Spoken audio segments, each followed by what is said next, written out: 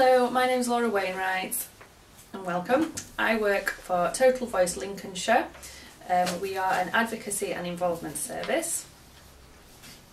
Hi, my name's James Dunn and I also work for Total Voice Lincolnshire and involvement project worker.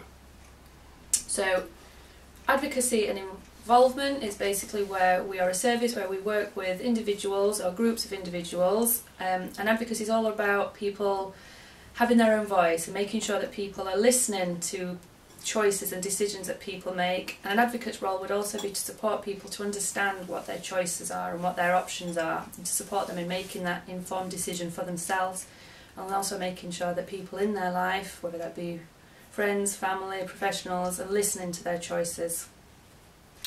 Okay, I'm going to read out one of the case studies. H is a young woman with learning disabilities who has been cared by her elderly mother for her whole life. H is close to her mother, but her life is rather protected and she only goes out occasionally and then always out with her mother. H lacks confidence in her own decisions, and as her mother gets older, H and her mother are getting increasingly socially isolated. A neighbour has contacted the advocacy service to discuss her concerns. Thanks, James. So, James, from the case study that you've just read out, what do you think are the main issues? I think building up confidence is one issue, and to have our own choices, maybe better support as well. Yeah. Okay, so in terms of, you mentioned confidence, how do you think we could build on confidence building, probably a visit from an advocate, just to build that extra little bit of confidence, just to talk to her about what she would like to do. Everyday things like, what's your favourite music? What was your favourite colour and stuff like that, you know. Okay, brilliant. And you also mentioned support, extra support as well. Support, I did, yes. I was just going to say, why do you think that's an issue from what you've... I would think it was an issue because her mother is getting older, and she would need that extra support just to let her mother sort of have that relaxing time, because she's had quite a time in her life where she'd be looking after her, and it's all her life, like, you know. So I think it's time for mum to sort of retire from that. Okay, Brill, thank you.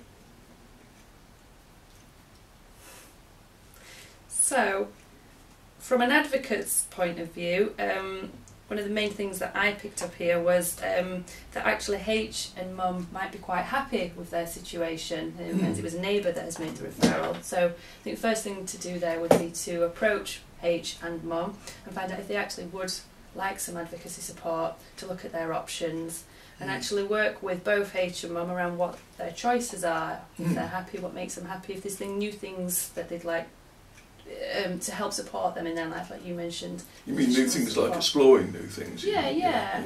For example, if H has been quite sheltered all her life, it might be trying out new services, new experiences, and like we've just said before as well, if somebody all of a sudden says to you, do you want to start going to a day centre? Absolutely, yeah. It might be that H experiences things in small little packages, small steps. So then she can make that decision and from lots of different options. It would as well maybe to explore all these options with Mum as well, because if Mum's getting elderly, like you've mentioned, it might be nice for Mum to take a step back, maybe additional support come in if that's what they would both want as well. Yes, build that confidence a little bit, Yeah, so a referral could also be made as well to the adult social care in terms of getting support. So a social worker involved to look at what the options are and support with that. Right, yes. As well also, advocate, we're not sure whether advocate would be for H or for Mum, so it might be Both. Yeah, maybe, who knows? Hell of a job, that. And then one final thing at this stage would be maybe to think about working with both H and Mum around future planning, and that might be what inevitably, if Mum, you know, is getting elderly, what would happen to H? Where would she? Yes, that's a big issue also. Yeah. Yeah, so that's about her getting more independent, and she needs that confidence as well to be able to know what she wants in her future. Yeah. Thank you.